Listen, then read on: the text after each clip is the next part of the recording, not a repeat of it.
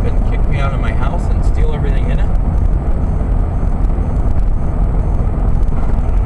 So anyways, that's what put me on this trek, and that's what put me on this path. And coming to this realization is one thing.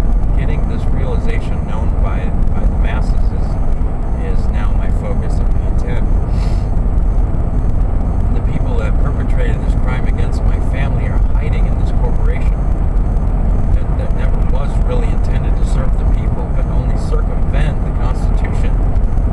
Corporations aren't mandated to abide by any constitutional rules, and that's what we see when we see these videos on YouTube where we have judges saying there's no room for the Constitution in my courtroom.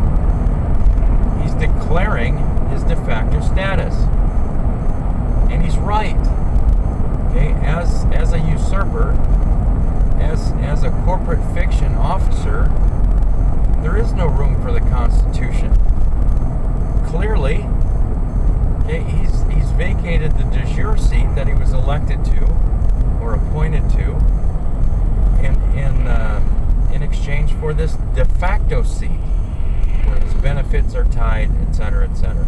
It's really simple once you understand the logic between the corporate government and what we're supposed to have as the de jure government. I hope you take some time to research this.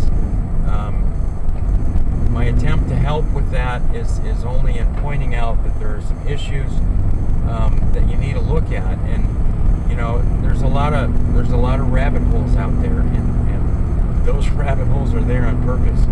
They're there to keep you chasing your tail.